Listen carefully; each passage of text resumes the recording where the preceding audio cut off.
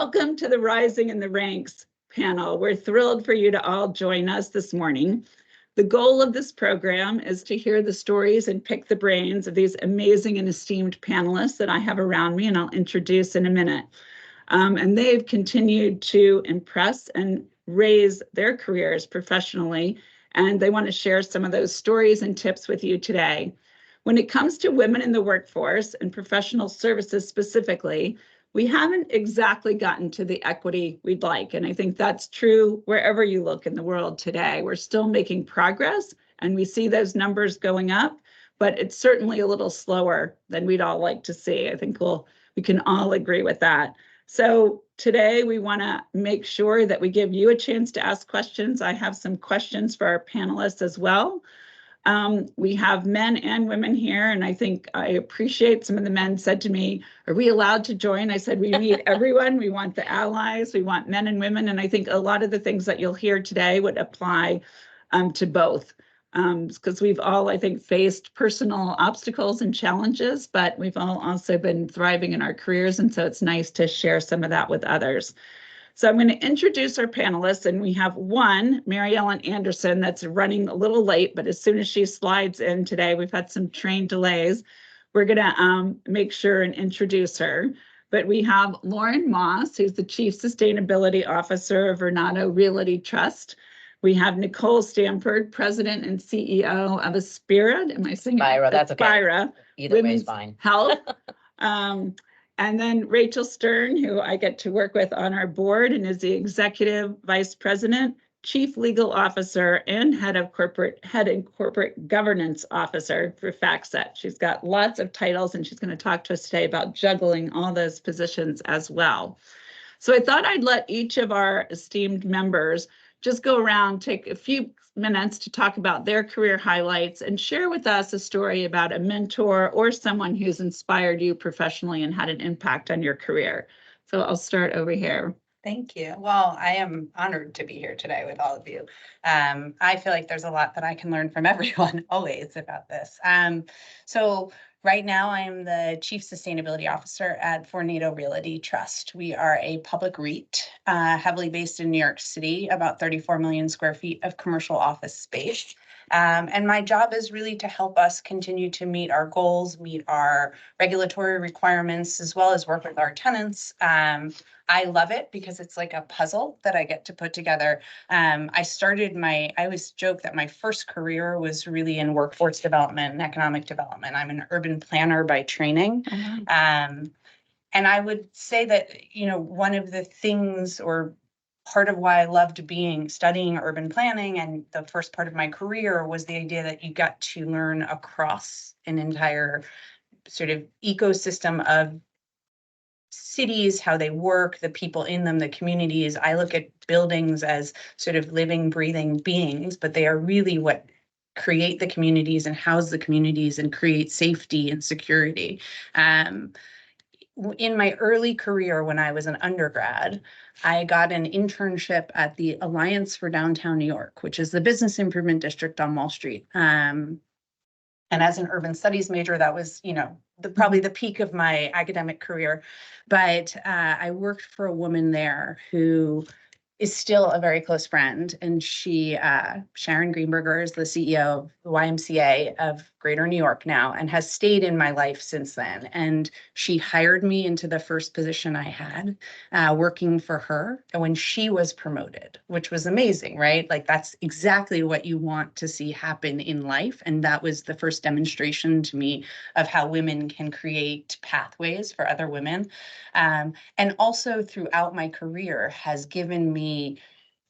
reminded me to take risks, has reminded me that taking risks usually ends up with reward. And even if you sort of jump and fall, you learn from it. And it doesn't mean that anything ends. I remember asking her at one point if I should take a job and her saying, you just got to jump in. And if you leave in 6 months, because I'm such a rule follower, right? She said, if you leave in 6 months, it's okay. And I just it's just throughout my entire career and watching her grow her career has been tremendous in my eyes. So I was very, very lucky starting at an early age to have someone like that. Yeah, I love that. And women are more risk averse. So I always say, get out of your comfort zone, and it's okay to feel like you don't know how to do everything, particularly in new roles. But I Yeah. think, we see the data. Men, say, oh, I can do all those things. I Right. have 100% of the skills, and women go through and they say, nope, I have only 82%, right? It's like, so we got to be able to jump in. That's terrific. Sure. So, Nicole Sanford, I spent my first 30 years of my career at Deloitte, almost 30 years. I was a CPA, so I started in the audit practice. And about halfway through, when I was pregnant with my second daughter, I actually had a lot of really wonderful opportunities in the audit practice. I was working on a lot of transactions, a couple IPOs, big deals, highly complex companies.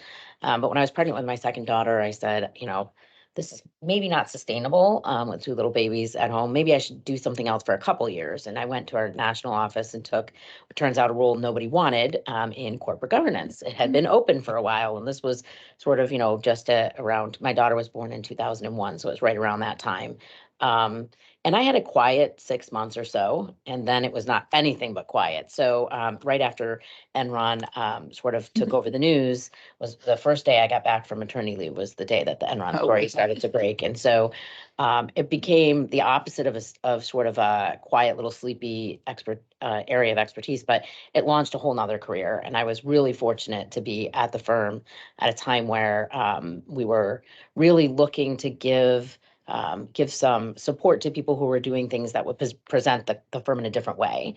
And corporate governance clearly was one of those. So I was given a lot of leeway to build it into something interesting. I did that for quite a while. And then I was asked to lead a few businesses, and I loved that. That was my favorite part of working for the firm, starting businesses, doing innovation, leading teams, and doing turnarounds. Loved it. And then about 2016 or so, I got sick. I had breast cancer.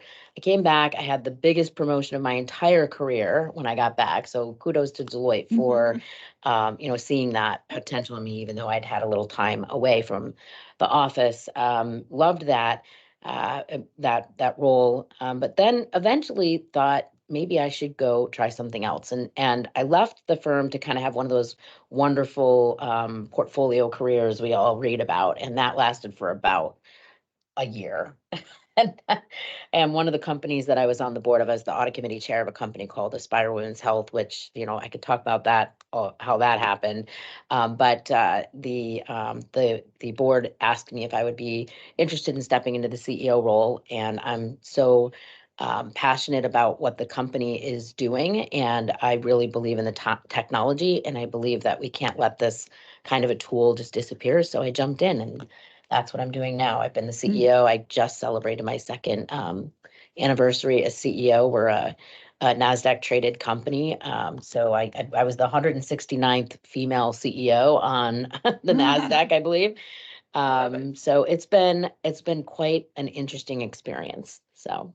Oh, that's awesome. We can't wait to hear more. And I love the idea too of being an entrepreneur, right? That's a word. And, sometimes people start businesses outside on their own, but a lot of women start businesses and inside companies. And that's a great way to get that experience as well. Awesome. Rachel?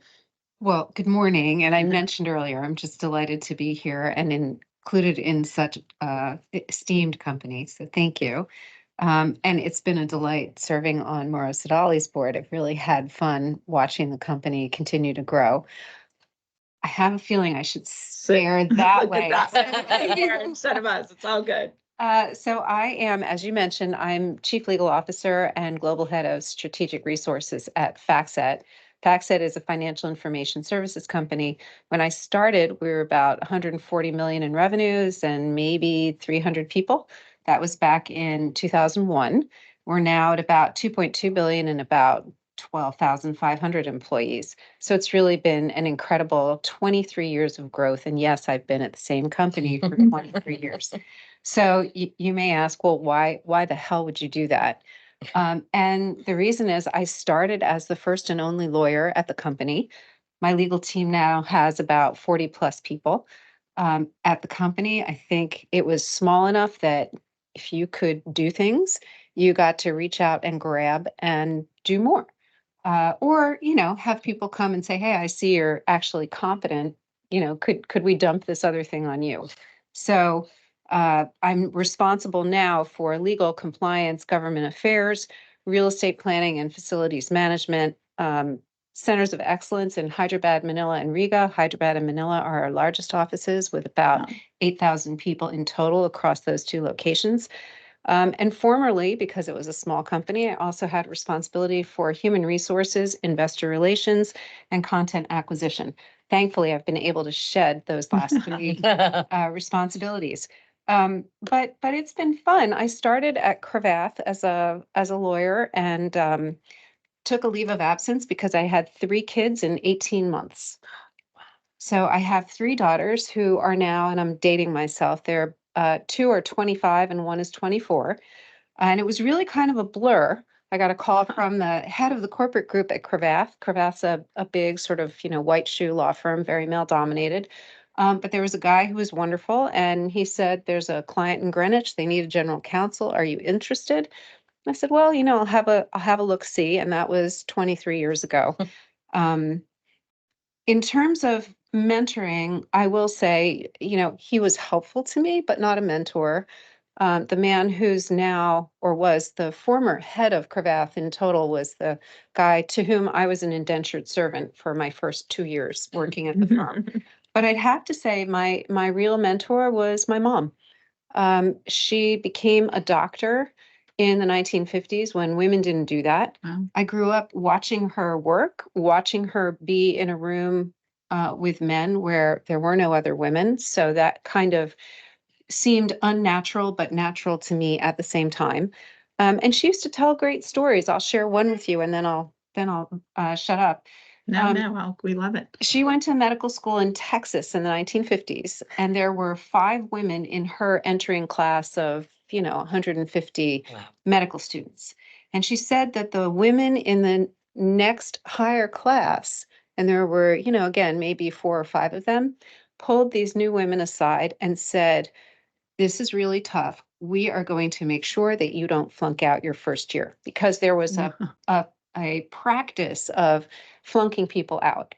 And that really illustrated to me, my mom would tell this story from an early age of how important it is for women to look out for each other, to pay it forward, to, look and make sure that the people coming up in the ranks behind us actually do rise up. So Yeah, it is. I mean, interesting. You think the pioneering that took place not that long ago.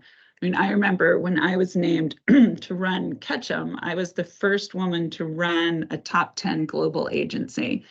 And it was like a big deal. And they wanted to write it in the release on the headline. And I didn't really want them to put that in. I was like, I got this on my merits. It's not because I'm a woman. And the woman in the firm said, no, you need to let us mark this moment. It's important for other women to know that we're breaking these barriers and these ceilings. And so when I think of your mom being one of 5, it's just crazy. So luckily that's changed. And now I think there's actually more female doctors in medical school than men, which is really interesting. So I forgot to give you my mentor story. So can I jump back and do that quickly? Jump back, and you're the first So- question, so I'm going to let you. All right, so I'll very quickly, because I do Okay. want to give a shout out for this person in particular. Now, I will say I had a lot of mentors. I mean, I was at Deloitte. We all know they're well known for that. But there's one person who really stands out in my mind, because to this day, she's still someone that I call whenever I have a dicey issue. It's a partner. Her name is Amy Kaplan. She's retired now. She's on a few boards. But the thing that she taught me, because I didn't work directly for her. I just got to see her. And then later on, I got to know her and we got to work together. But she had this incredible ability to just block out all the noise, because there was always a lot of noise. I mean, if you're doing something new and innovative, and especially if you don't look like everybody else in the room, there's going to Yeah. be noise. And she just didn't listen to it. And I really didn't have a talent for that at all. And I learned from her that that's really what you have to do. If you know that what you're doing is the right thing for the business and is in line with what you've been asked to do, that's why you were asked to do it. Just, eyes front, don't worry about it. It'll all work out. And I really think about that a lot. And I do call her a lot when I'm worried that am I making too much of this? Usually the answer is yes. And, she's a good sounding board for that. Yeah, what say one of the hardest lessons I had to learn as a leader was it's better to be trusted than to be liked. Oh, perfect. And, I grew up in the South, like you wanted to be popular and liked. And, as long as I felt like, and that was once I got to that point where I would explain why you're making tough decisions, sometimes it's not always easy, but if people understood how you got there and why, then they might not always be happy with that decision, but you'd earn their trust over time. But that's hard. It is really hard. difficult. So Nicole, you talked about 25 years at Deloitte. We have lots of long-term careers. Right. I had a lot, 20 year, we all had these. So then you made a leap. Right. And, went into something different. So what gave you kind of the confidence to do that? And what advice would you give people that are maybe at that point and trying to decide, should they do something different or continue on the same path? Yeah. Well, it's really interesting. I did not intend to become the CEO. I did very much intend to join the board. When I was on a panel with the CEO, and she was talking about this technology, a blood test for ovarian cancer. And I was thinking to myself, that is not a real thing. Can't be, because I would know my grandmother died of ovarian cancer. I'm a breast cancer survivor. If there was a blood test for ovarian cancer, certainly someone would have mentioned it to me by now. So I went back and I started reading about the technology and the science. And I said, this is legitimate. This is a real thing. I want to be a part of this. So I bought stock and I started following the company.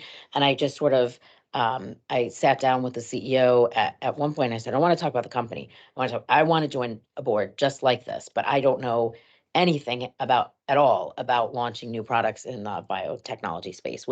Is there any chance I'm ever going to find a company that's interested in having me join the board? I obviously would be an audit committee financial expert.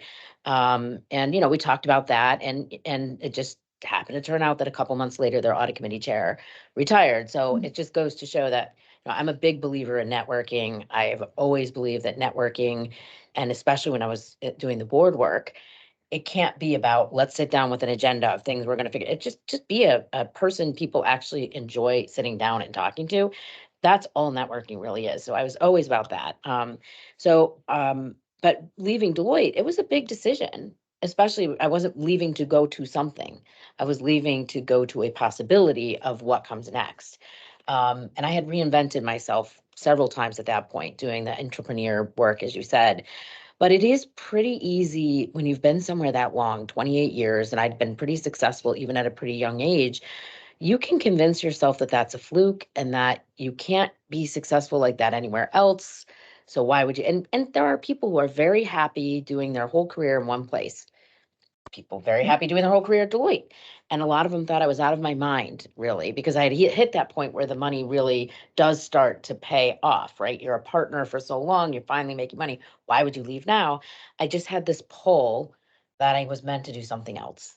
And I didn't let the fear of the unknown stop me, which, I have to say, I don't regret it a single day. I still have a lot of really good friends there, and I'm grateful for everything the opportunities I had.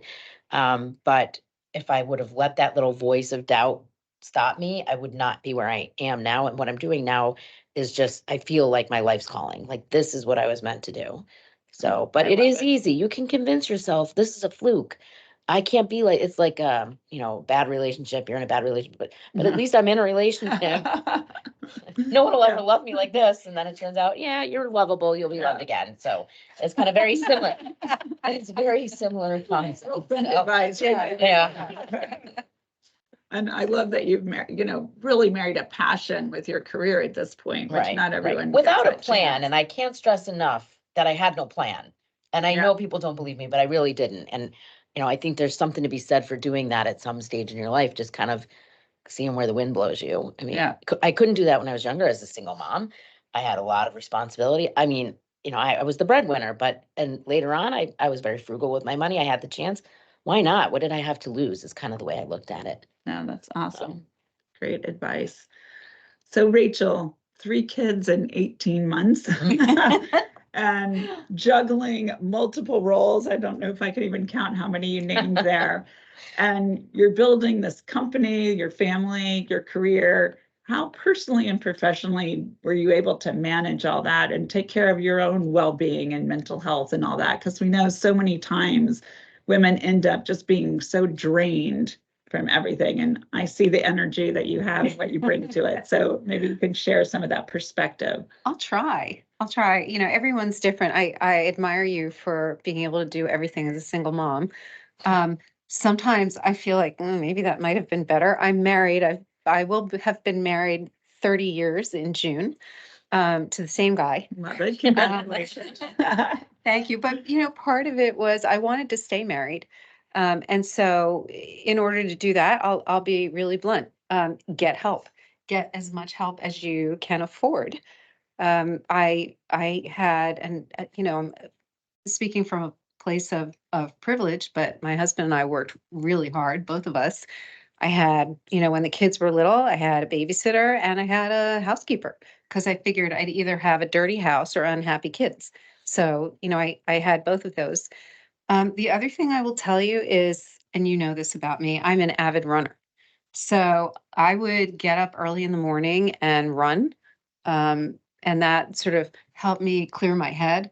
You know that I'm a marathoner, you know, I'm an ultra marathoner. Yeah. So He does crazy Wow. exercise. that really helps me clear my head. And I guess I'll say too, I'm proud of my daughters because they all run.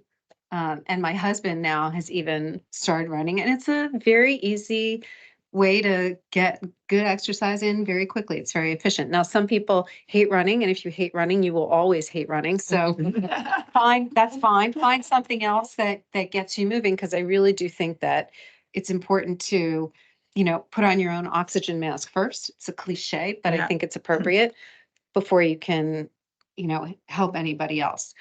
The other thing that I will say, and I didn't used to talk about this much early on in my career, but I feel like at this point where I am, I feel like I've accomplished a lot, and I can say that without too much hubris, I think. Um, but in the very beginning, when the kids were, you know, I started when I had 3 under 3, um, I worked part-time. I worked when I first started in 2001 until September of that year, I worked 3 days a week. And it was really, you know, 9 to 6.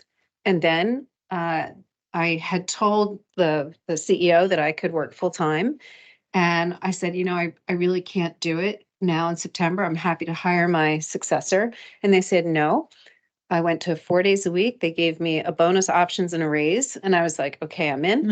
And the 4 days a week stayed that way until probably around 2018. So Wow. I felt like everything that I was doing, I was getting done what other people did in a week, but I was doing it in 4 days because on Wednesdays, the kids needed haircuts. You know, they needed, you know, I needed to do my long runs. So my Wednesdays were really for me. The mistake that I made, I will say, is I should have pushed harder to get paid better for it because I was really doing a full-time job in 4 days. Yeah. And so for anybody who's out there on a compressed work week, you know, get paid for doing full-time work. Don't, you know, if you need to be part-time, that's great.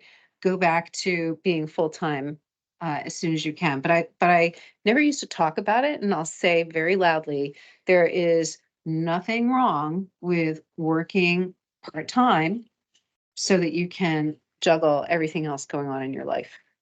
And that was at that point probably, and I think so many women, I used to negotiate, right, with a lot of women, and the men would always negotiate salary first. And usually a lot of times women would negotiate time off, schedules, right, things like that. So they wouldn't negotiate salary as much. And I think it's a great point that just because you're trying to work or reduce schedule or do things doesn't mean you shouldn't find your value. But I will say this too. Don't go to a reduced schedule because you think you need to take time off to take your kid to the doctor or to, you know, be at a kid's soccer game or something like that. Because the guys are doing that too. And they're just not taking any time off. And if a guy says, oh, I have to leave early to go watch my daughter's soccer game, everybody's like, oh, what a, what a great dad. And, God forbid a woman should say, oh, I have to leave early to take my kid to the doctor. They're like, oh, she's not dedicated. So I think that was what happened, I would say, in like the, 90s, early 2000s. We got to be so past that now. Totally agree. So Mary Ellen has Hi. joined us, Mary Ellen Anderson. Correct. Thank you. I know it's been a tough morning, so we had some water there for you. Commuting, everyone was running a little late this morning. Sorry, the train did it. No apologies. So Mary Ellen is Vice President of Corporate and Institutional Relations and Corporate Governance Officer at Broadridge. And maybe Mary Ellen, we'll back up a minute and let you just tell a few highlights of your career and who was a mentor or person that inspired you throughout your career. And certainly you're going to inspire all of us with some of your stories, I know, today. Well, thank you, and sorry for Metro North being late, but and actually, We're going to have you There's look cameras that there. way. Yeah, there you go. It's all good. We're just the small group. The bigger All group's right. on the screen. I've been with Broadridge for 25 years. And Wow, I there's started a my theme career here. a long time ago, right after I got out of college. And my mentors, the best mentors I ever had, were my parents. They advised my sister and I to get a good education and get a job so that we could support ourselves. So that was my goal when I first got my bachelor's. And I didn't want to be a teacher. I didn't want to be a nurse. I didn't want to be an administrative assistant. I wanted to, work for United Technology or maybe one of the insurance companies in the Hartford area. So I had an interview, and I had a couple of interviews with Pratt & Whitney, which was owned by United Technologies. And I prepared myself pretty well for the interview. I had a feeling that I'd be asked if I were going to get married. I was engaged at the time to my husband, but I took off my ring when I went in for that interview. And, and then it just started. They asked me if I were going to get married, and they asked me if I were going to have children. And I answered, I hope so. I don't know whether I can have children, whether I will have children. And I wasn't surprised because this was way back. This was in the 60s, in the late 60s. So I got the job, and I thought, this is good. So the first day on the job, there were 10 of us that were hired right out of college, 9 men and I. And we worked together. We did the same work. We were on the scientific staff for Pratt & Whitney during the Vietnam War. Very, very busy. And, we all worked very well together. Our boss was a male, and we all got along. And we were on the same project all the time. So 2 months later, we were permanent resident. I mean, we were permanent employees. So we had to get together. Our boss took us out, so on. And I noticed that we had different numbers on our badges. One was our sex, and the other one, come to find out, was our salary. And we had never discussed our salary among ourselves. But the guys thought that they probably were making more. So they came over and said, we're making X amount of dollars. I was making $5,000 less than they were. And that was a lot of money in those days.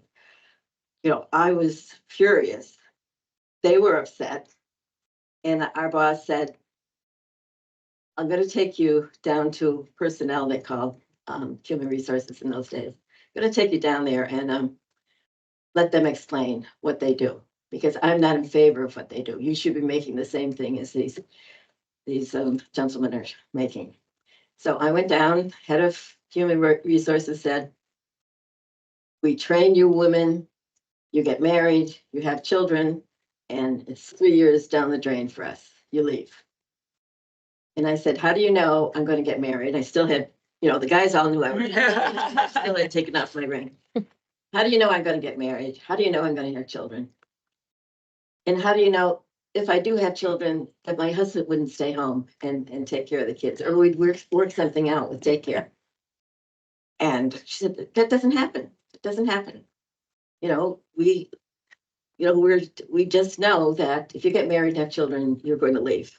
And we have wasted our time training. And I said, well, that's a terrible thing for you to say, I think. But I didn't quit yet. I went home. I was still living with my parents. My father was a civil engineer. My mother was in the state legislature from our town. And they were very outgoing, very helpful to me. My father was horrified, but he was a civil engineer. He didn't have any women working for him except for administrative assistant.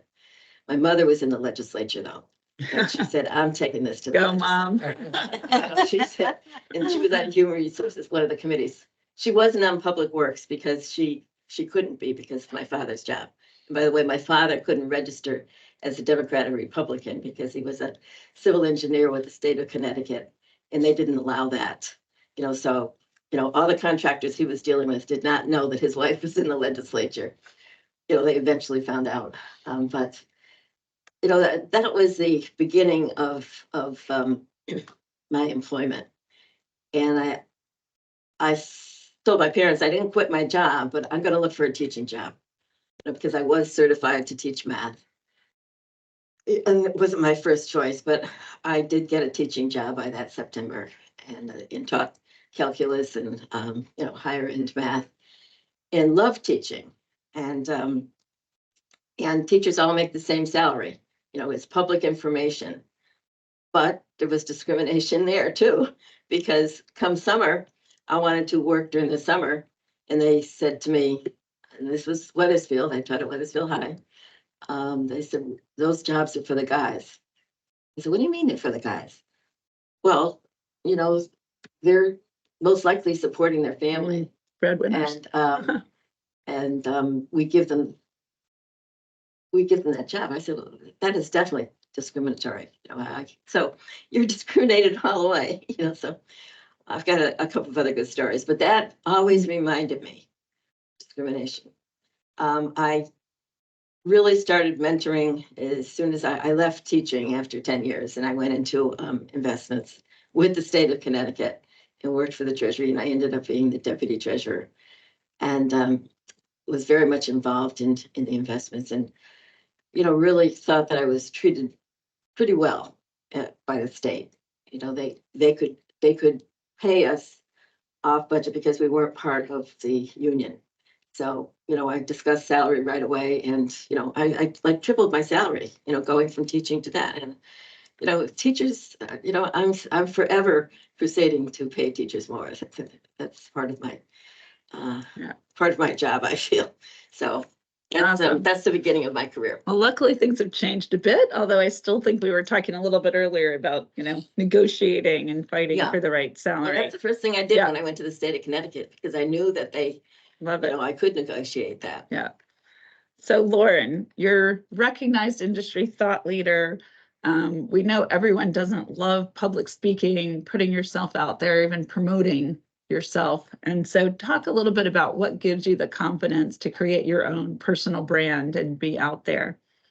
Sure. I'll actually say I have 3 boys, all of these moms with girls. I am a single mom of 3 boys. So, and I think one of the things that I realized was when my kids were little, I never talked about my job to them. I spent my time being a mom with them, right? Compartmentalizing the work that I did and then going home and never thinking to myself, I should tell them what I do so that they could be proud of me, right? Or they could understand. I used to just come home and be like, how was your day? What would you like for dinner? Let's get you ready for soccer or whatever it was. And I remember one of my kids saying something to me about their dad, who we have a very nice relationship, but talking about how he's this, and he's a very good at his career, and he's doing something so wonderful and how proud they were of him. And I thought to myself, oh my God, like, They don't I'm even doing know what to just do, as right? much. Like I literally in my head was like, I'm sitting here doing your laundry and you have no idea. And so I thought that was like a moment in my head of thinking, I've spent my life really supported, doing really interesting jobs, but somehow thinking I wasn't supposed to promote myself, right? I was supposed to go with what was fair, what I perceived to be fair. And that was a moment of turning something on in my head of, even if it makes me uncomfortable, I actually need my 3 boys who I adore and who have huge amounts of empathy and caring to understand how hard I've worked to create the life that we have, so that we can have lots of opportunities, so they can do all of these great things, so that they grow up to be supportive. And that it hasn't always come comfortably to me. Part of my job is to be out there talking about the great work that we do, that my team does, that the organization does. But it's hard sometimes to think that way. And I go back to thinking, what do I want my kids to do when they are able to make choices for themselves? And a lot of that is what drives you. Yeah. And I think being a role model for your kids, I felt similarly. I kind of compartmentalized. And then my daughter was like that tween age where all of a sudden I started to realize I was in still so many environments where I was 10% of the people that were attending a conference or something. And I'm like, okay, I've got to start to talk more about women and equity and do more, because they're going to end up the next generation just like we are, right? And so I think we're all trying to promote that forward. I have a lot of questions, but I do want to open it up to the audience to ask some questions as well. So I don't know if you want to raise your hand, or if anyone in the other room wants to ask a question, and we'll let you get some in. And then if there's not a bunch, I'll keep going.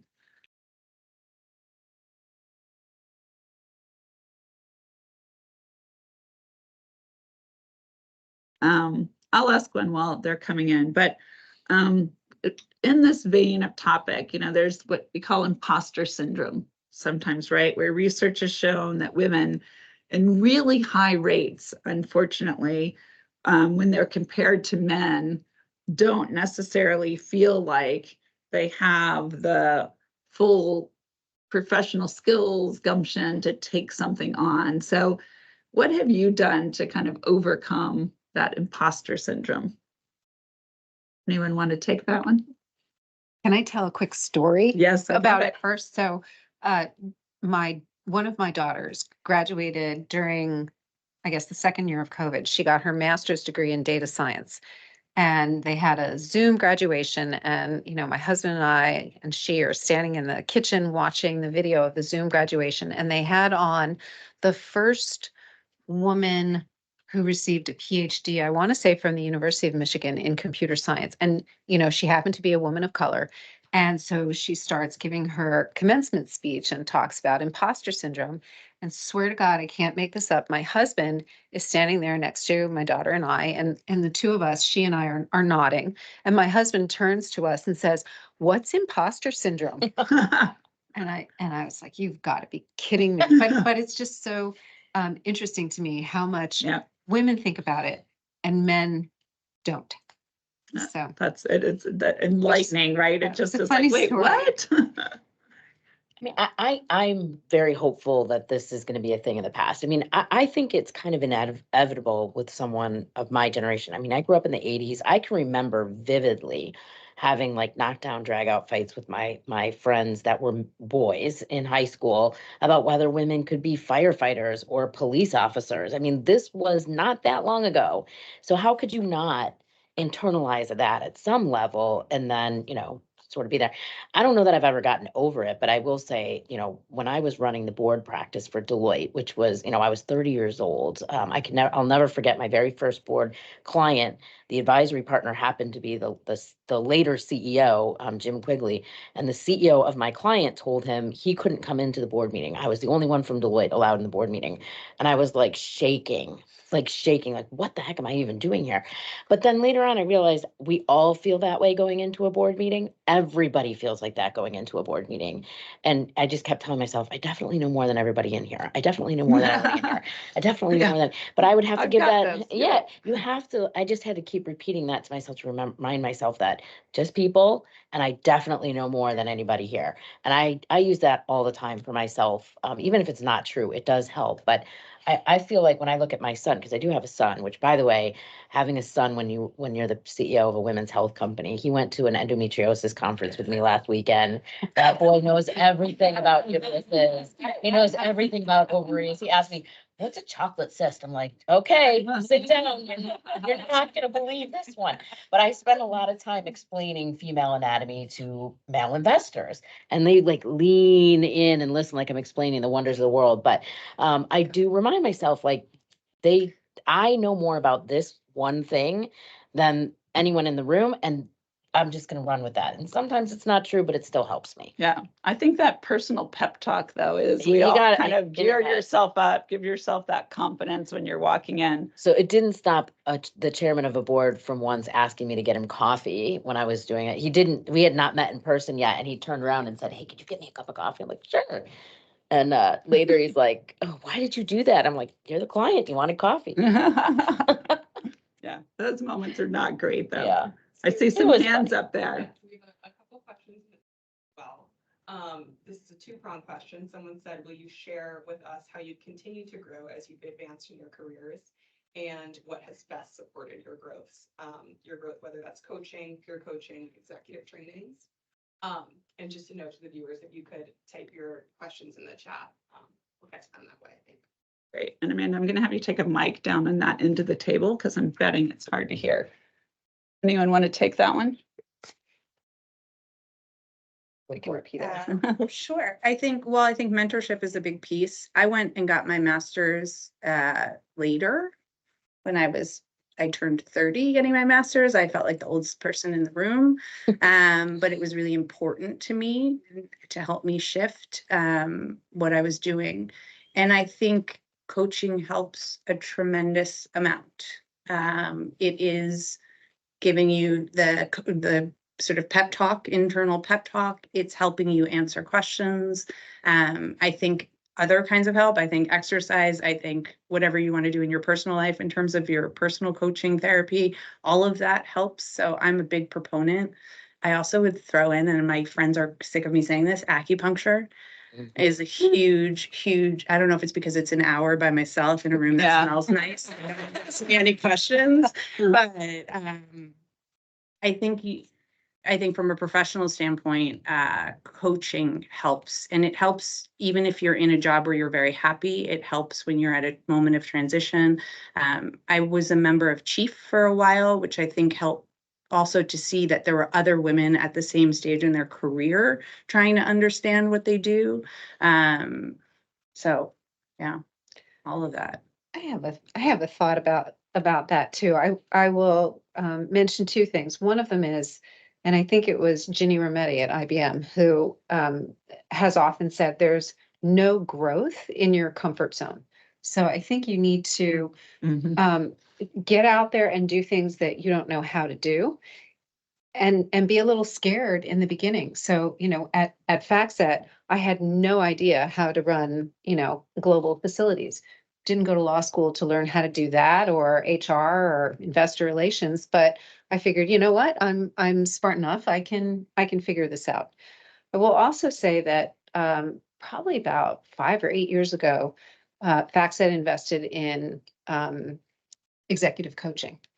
And I had a fabulous coach, loved her. I'm actually going to have lunch with her in a couple of days. But one of the things that she said to me, because I was complaining, I said, I don't have enough time. I wish I had time to just think.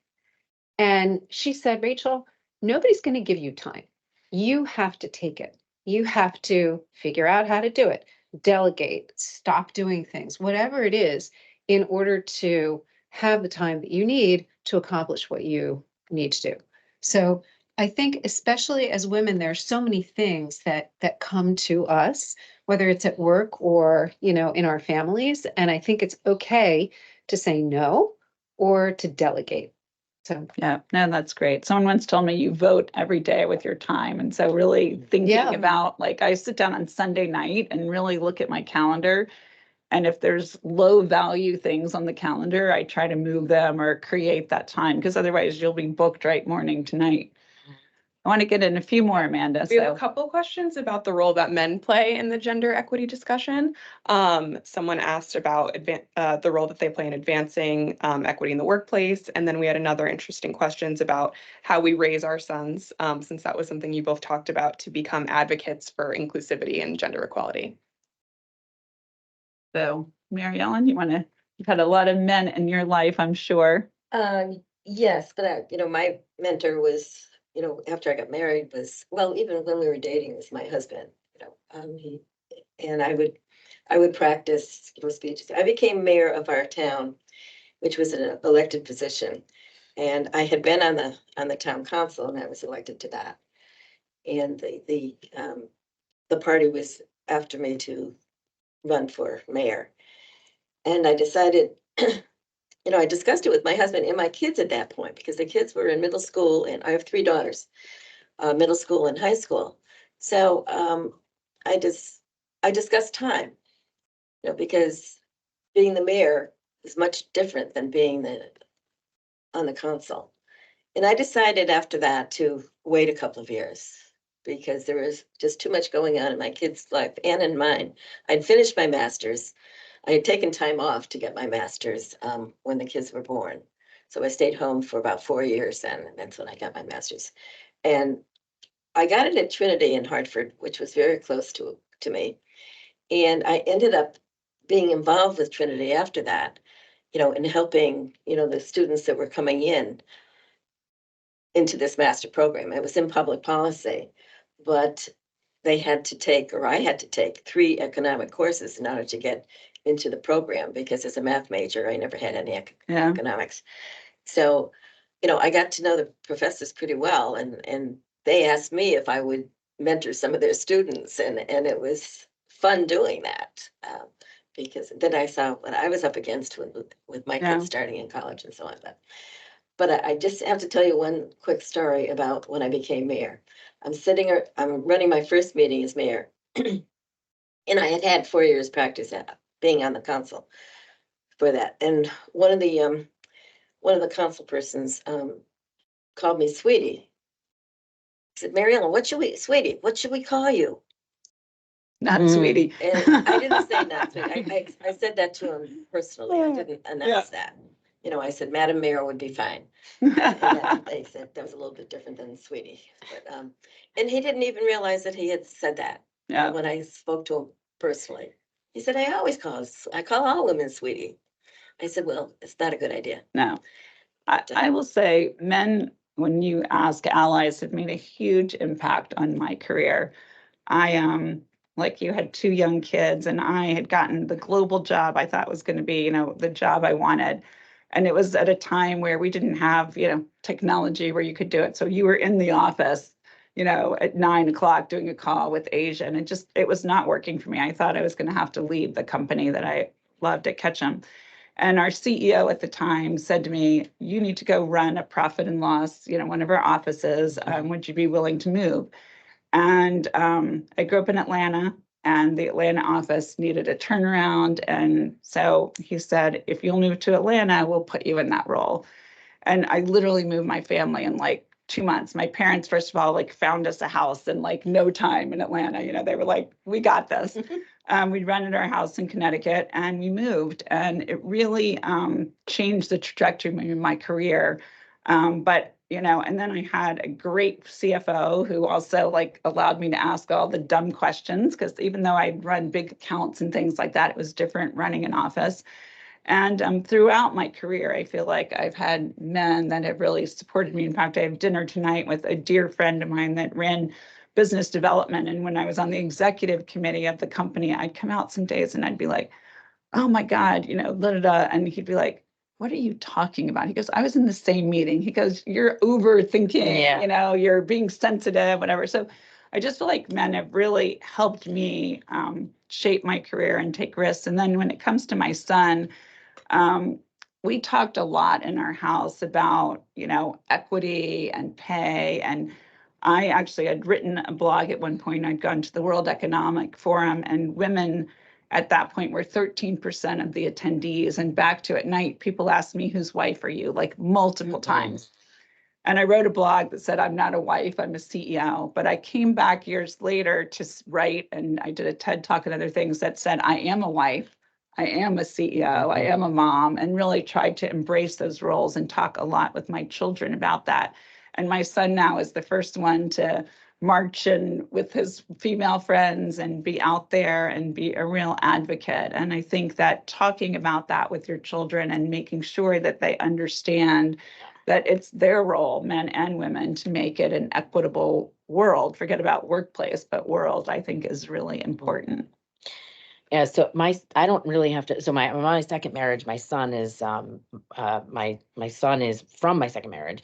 So I really didn't have to worry about that. His two older sisters, who are 10 and 11 years older than him, have really taken care of making sure that he is a decent man. And they hold him accountable all the time. Mentorship at Deloitte, I mean, obviously very supportive of women, but it was still mostly men when I was coming up through the ranks. I had a few men that were just incredible mentors, but I have one funny story and one mentorship story, and I'll try to do it fast. So my mentorship story is when I was up for partner the first time, and I was also part-time, by the way. I should mention that too. And I was made partner when I was part-time, but this is the first time I kind of was going through the process, and I was told, you can be a managing director if you want to, go up this year. But there's not enough room for another partner. You got to take another lap. And I was mad because I knew that I was more than qualified and I had the numbers and I had everything. And then I was kind of like, do I really want to go through this again? And I went and saw Bob Kippers, who was deputy CEO. And I said, this is what I'm being told, should I take the MD role? Should I, go wait for another? He said, forget that. Although he didn't say forget that. He used much more colorful language. He said, forget that. You're a partner. Take the lap. Don't be ridiculous. Go back to work. And that was it. It was 10 seconds of like, take the lap. And I was like, he said, we'll get it next year. Don't worry about it. And I was like, yeah, I am a partner. I don't want to take a different role. That's what I'm here for. That's so. I have a really funny male story. That I was working part-time.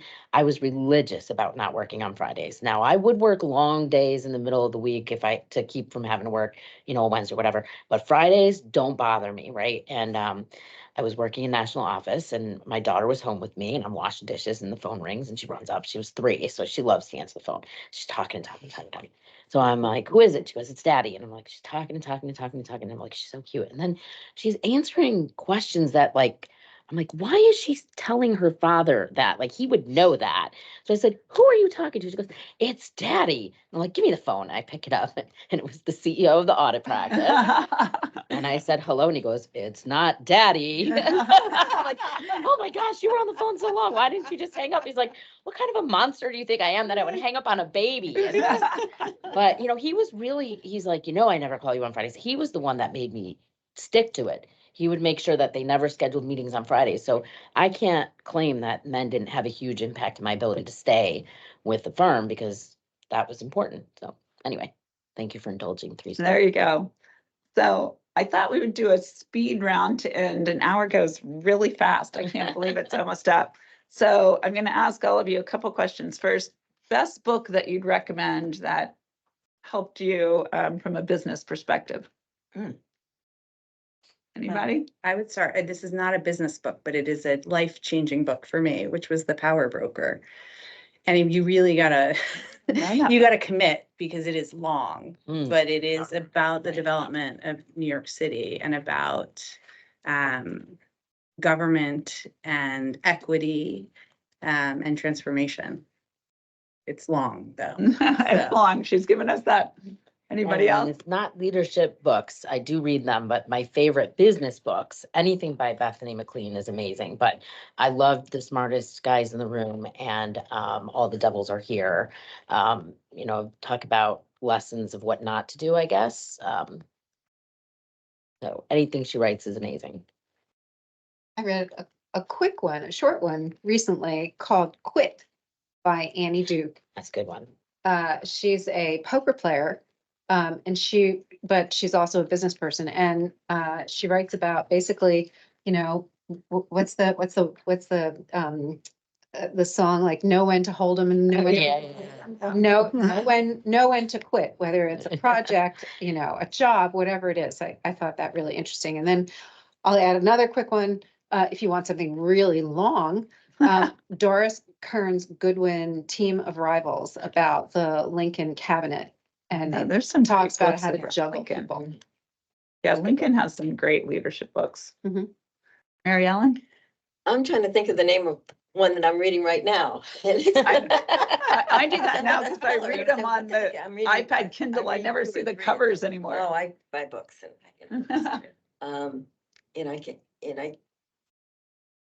the author is James, and I was gonna say McRitchie, but it's not McRitchie. I know who Well- you're thinking of. Yeah, yes, No. yes, it's Well, not- it is We'll not. send it around after. You'll Yeah, think of it I as soon as will we're write it done. down, but I will.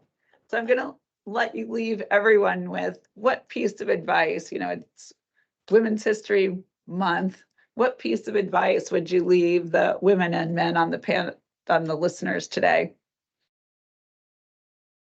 I go I would first. mention, something that I gave this advice to our men at Broadridge. They started to diversify the males because they were all white males and no women in upper management, for quite a few years, and that changed for the better. And our president just passed away, Bob Schiaffeletti, and I mentioned him because he really grew in his role as president. He used to huddle with guys all the time in his office. And I started to remind him that, you have a lot of women that are on the way up here, and, you should plan to bring those women in and not just at the end of your meeting, everybody leaves and you just have 4 or 5 guys there all the time.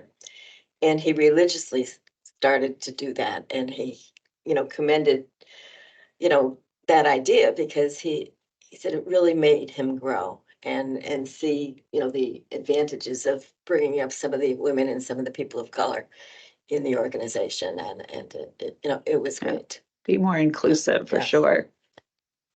My 16-year-old asked me for advice last night. He was doing a school project and he had to ask people, what would be your advice for high school students? And I actually think it would be exactly the same because I did not go into my career with a plan. I've been really lucky to progress. And I think some of it is not all the time, but study and do what you love, what drives you, what brings you some kind of joy and passion.